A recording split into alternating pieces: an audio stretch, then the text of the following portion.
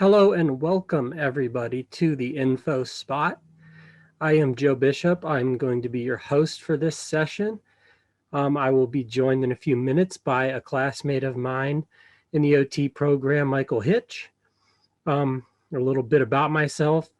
Besides being a OT student, which I am in my second year of, so about a year from graduation before I'll be out practicing as an occupational therapist.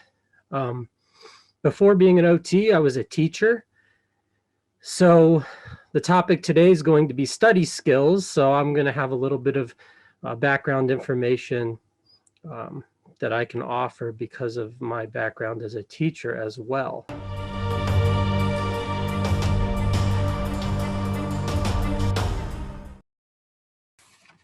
So what is occupational therapy? So occupational therapists work with individuals to help them accomplish things that they want to accomplish or participate in things that they want to participate in. So that's kind of boiling it down.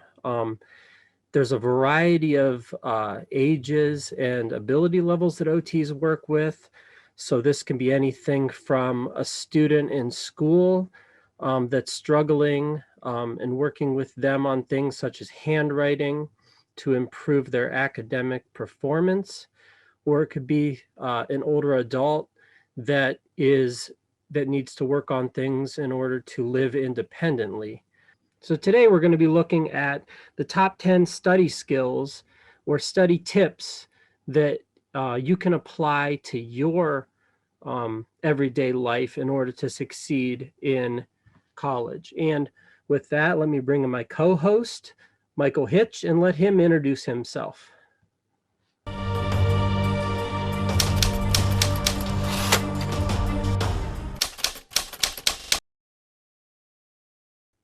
Hi, Joe. I'm good. Glad to be with you today. Good to see you. I am also a second-year student at Cleveland State University in the Masters of Occupational Therapy program.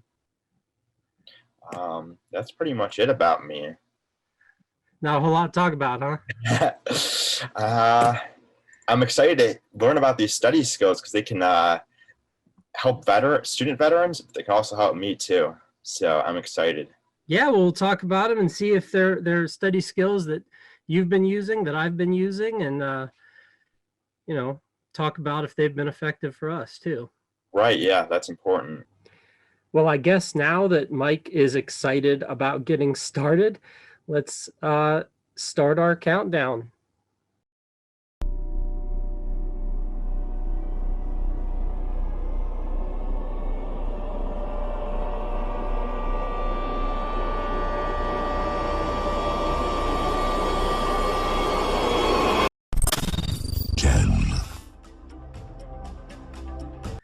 So tip number 10 is getting up early. So what time do you get up in the morning? It varies. I'm really bad about this. It does help though. Like if I need something done, I'll get up super early. Sometimes like I'll get up at like 5:30, depending on what I need to get done. But if I get into a routine, it definitely helps more to get in that routine and getting up early and completing what I need to do for the day. How about you? Yeah, I mean, first of all, it gives you more time to get things done. And then, the science behind it about keeping your circadian rhythm consistent so you don't feel groggy during the day. And obviously going to bed at a good time, getting enough sleep in general goes along with that. But yeah, it's important. And you can definitely notice a difference whenever you do get up early and give yourself time. If you don't get up early, it's like you're up for 2 hours and all of a sudden it's the middle of the afternoon. It seems like, Yeah. hard to get things done then. Yeah, I know sometimes I'll get up at like on the weekend, like not during the week, but like on the weekend, like sometimes I'll get up at like 11, 12, and before you know it, it's 5 o'clock and it's dark outside now. Yeah, can't do that and be productive, right? Right, for sure. So getting up early is definitely important to good study skills. All right, number 10, get up early. Let's go on to number 9.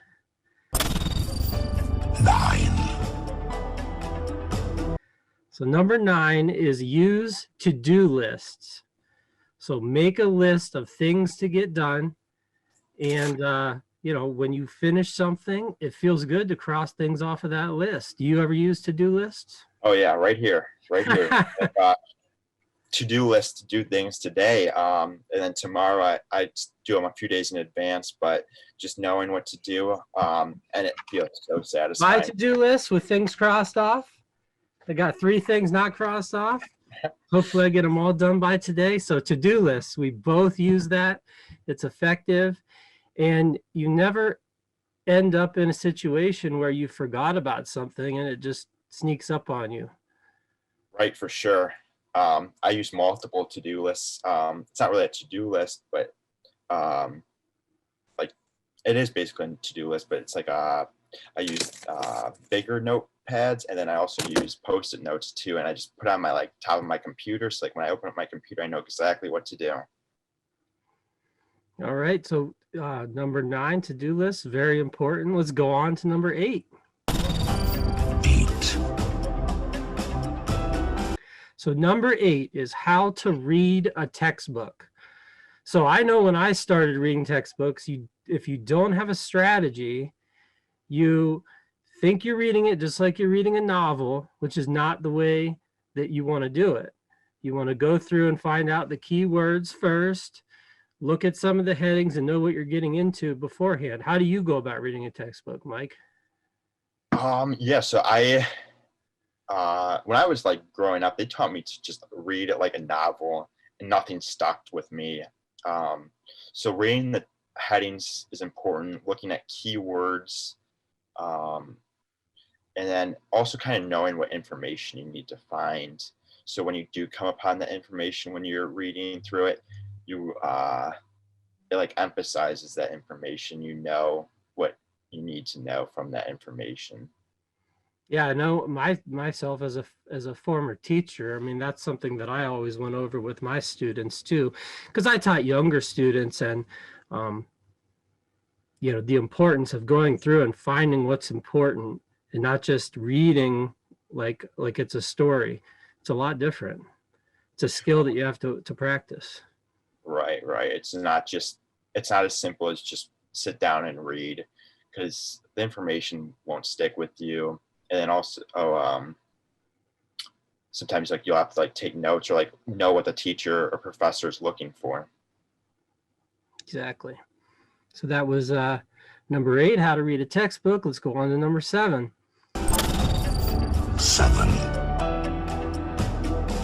Number 7 is paraphrase the professor or the book. So what this means is you should be able to restate anything you learn in your own words to confirm that you've learned it, right? So whether you're a person that likes to write things down, you can do that. You can write things down in your own words so that when the exam comes, you do understand the material and you're not just listening to it stated one way by either the book or the professor. Right. So to me, this means knowing what the professor is teaching or what the book is trying to communicate, and just knowing it in your own words, actually grasping it for more than just what it's saying and applying it to different concepts and situations. That's what it means to me, at least. And I think that's super important, and it's important for college and school, but you're most likely going to need this information down the road too. So knowing it and how you know it is important. Yeah, we use this in occupational therapy and call it the teach back method, right? So when you're the person explaining any concept to somebody, you want them to be able to explain it back to you in their own words, and it shows that they have grasped it and they do understand it. Right. It's an effective tool too that we use in therapy. Okay, so that was number 7. Let's go on to number 6.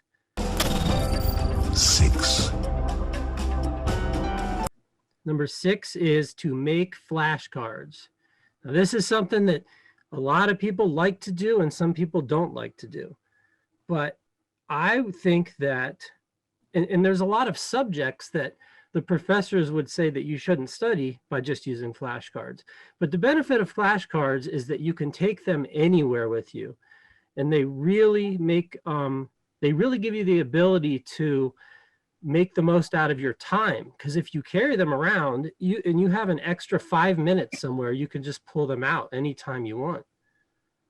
Right, right. I know, like, I've been laughed at before because I've had like one of those flashcard holders, and I'll like pull it out at work, and I'll just go through flashcards really quick, and it's quick. I mean, otherwise, my time would be goofing off or something, like not being productive. So I can just use flashcards really quickly to gain knowledge or to remember knowledge that I need to know for an exam or for future use. There's also other tools too. For an example, one of them is Quizlet, where you can use an app on your phone and make flashcards on your phone, so you don't have to carry around a stack of cards like it's 1995. I guess there's more modern digital tools that have the same effect. Right, right. And I was going to ask you about that because I know some people have their preferences. I think it's kind of whatever works for you. Like if the online works for you, or if writing down. I know writing down works for me. Just handwriting it down sticks in my mind more. But just whatever works. Sometimes you got to do trial and error. But yeah, I think that's a benefit of flashcards too, actual physical ones, because you are writing them, which helps. You actually made the flashcards, where I don't know if that has the same effect if you're making digital cards. So whatever works for you is go with it, trial and error. That was number 6. So let's move on to number 5.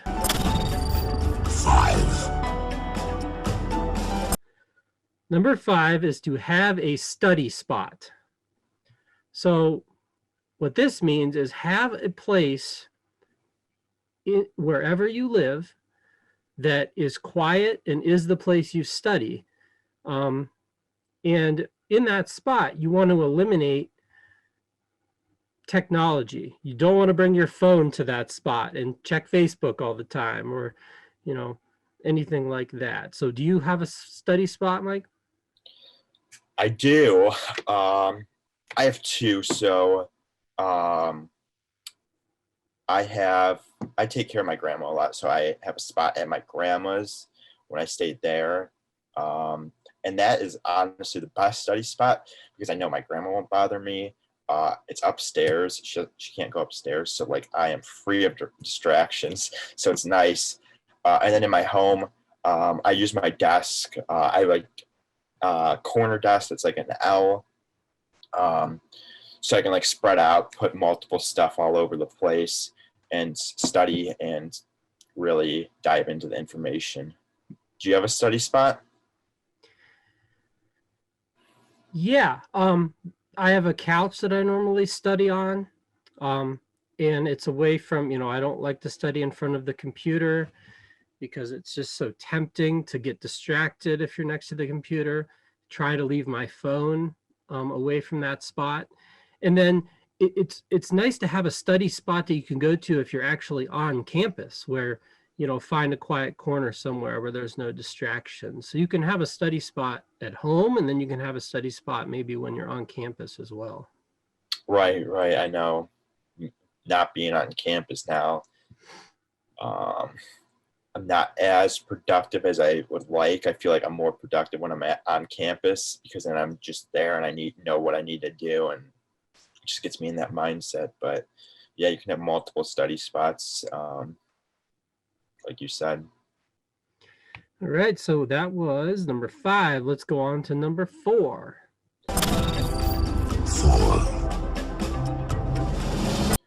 Number 4 is to reward yourself.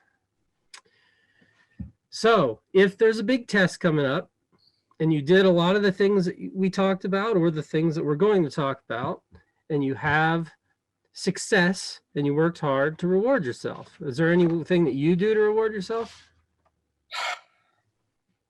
This one I'm not good at. I don't really reward myself, and I know it would be beneficial. But I'll be honest, this one's not the one that I'm good at, and I can improve on. Well, for some people, getting a good grade is enough reward. Yeah, for itself, sure, right? sure. So that, I guess that's a reward. I mean, sometimes like we use Blackboard here at CSU, and when that grade comes across the screen, it says view the grade. It's a little anxiety provoking, but seeing a good grade is super rewarding. Yeah, for sure, for sure. Some people need to give themselves a little extra reward, and some people don't. That's up to, you know, each individual and their, you know, personal needs and personal desires. And Yeah, I mean, whatever works, however you want to reward yourself. You gotta make it somewhat fun for yourself, and like fun for myself. For me, is getting a good grade. I agree. I don't do a whole lot of rewarding myself either with something extra, like buying myself a present. I don't really do that type of thing. But yeah, it's a good idea if that's a need that you have, and to motivate yourself to you know, work hard. Definitely. So. Yeah. If I reward myself with presents, I think I'd be broke by now. So. Because you do that well, you get that many good grades. You Hopefully, that's the yourself all the goal. time. That's the goal. With these study skills, that's what happens. All right, so number 4, reward yourself. That was number 4. We'll go on to number 3. Number 3 is schedule your day. So this kind of goes along with some of the other things we've been talking about, like get up early. That can be part of your schedule. And making a to-do list, that can be part of a schedule. But another thing is, like, if you're a person that has a hard time studying and procrastinating, if you schedule a certain amount of time and you stick to that schedule, I mean, even if you study a half hour a day, as the time goes on, that builds and builds and builds, and can really benefit you in the long run. Right. Like you said, to-do list is a big one for this. And also I have scheduling my day. I schedule my day with to-do lists, and I also look at my calendar, and I look at like what I need to do for the day, and then also going forward. So I think that's super important to know how much time you have and how to use it effectively. It's something that's really beneficial too if you have a lot of responsibilities. If you're going to school, when you have a job, or if you have a family, blocking out those times to keep balance in your life is very important, right? It can help with the stress of all those different things if you have a schedule and you know when you're going to do certain things, and then you can keep up with your responsibilities. Yeah, for sure. That's vitally important. All right, let's go on to number 2. Number 2 is don't cram. And if you schedule your day and you keep the to-do lists, then hopefully you won't cram. But if you're learning something that you need to retain long term, then it's important not to cram, because research shows that if you wait till the last day and you study all day long for the test, after the test, you're just going to forget everything that you learned. And that's really not the point of going to school and learning for whatever you're training to be. Right. I think, I don't want to be misleading here, but I think cramming can help for one day, but like, no, like for future use, it goes out of your brain. So that repetition of studying a week in advance, a few weeks in advance, depending on how much information is, definitely helps. It helps for the exam, and it also helps, remember it for long-term use as well. Yeah, and for us, for going to school for a medical profession to be an occupational therapist, like if we would cram only, that's not going to help our future patients. with our Right. knowledge. We need to be able to retain that information for the future and not just for an exam. And that can be the same for just about any profession you're going to school for. Right, right. I mean, this might be an exaggeration, but this just came to mind. Could you imagine a surgeon cramming for an exam and then actually performing a surgery? You wouldn't want to go to that surgeon. So just to be, I think, not cramming for any profession is important. That's true. I wouldn't want that guy operating on me. Right, right. So, all right, number 2 is don't cram. Let's go on to number 1.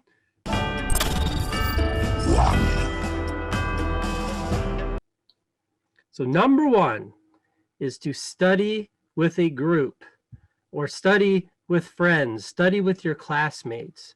Don't always study just by yourself. And I know from personal experience that when I study with other people, I feel like I can, if we're quizzing each other, I can get information down in about half the time as if I'm just reading myself or going through my flashcards or whatever. And this is what I would suggest. If you're going to school and you're in class, it's not that hard to figure out quickly the people that you want to study with. So I would suggest, take some leadership and be proactive in finding the people that you want to study with, that you want to work with, and hold each other accountable, and then everybody gets A's. Right, right. Yeah, everything that you just said, it was spot on. And then, and even like along the way, this is just a beneficial part. I mean, when you study with a group, you make friends too, and that's the social support. Right, yeah. So crucial when you're doing something difficult, and going to college and taking courses and in some difficult subject matter. That support can be crucial. Right, yeah, that support is so important. I know for me, when I do best, I study with a group. I study by myself before, I study with a group, and then I study by myself one more time, and that's when I do my best. But that study with a group is super important to my success. And some people catch on to certain things in a different way than you do and can explain it, and then you learn from that. Right, or you realize you missed something or you didn't understand it like you were saying, and then someone gives you this new information or provides it in a new way, and it's important to your future profession, and also for your exam. Well said. Did I just make number 1? Did you just did I make number 1 on this list? I think you did. So before we wrap up here, I just wanted to take the time to show some resources that are available on campus. So the first one is the Military and Veterans Resource Center, which I'm sure if you're watching this video, you're probably aware of, but make sure to take advantage of everything that they have to offer, including some quiet study areas that they have available. Next we have the Tutoring and Academic Success Center. So here's their website with their contact information on the screen there if you're interested in getting some tutoring and taking advantage of what they have to offer to all students. And then the library, so here's a library map with some of the stuff that they have to offer. Another great place to find your quiet study spot. And then an off-campus resource, so military.com has a section on developing good study habits, and there's definitely a focus on developing good study habits for online courses to take advantage of there. So, thanks for joining us. Yeah, thanks. I thought this was super informative for student veterans and for anyone who is a student as well. Yeah, hopefully everyone watching picked up something they can use. We wish you luck from all of the occupational therapy program, and goodbye. Goodbye.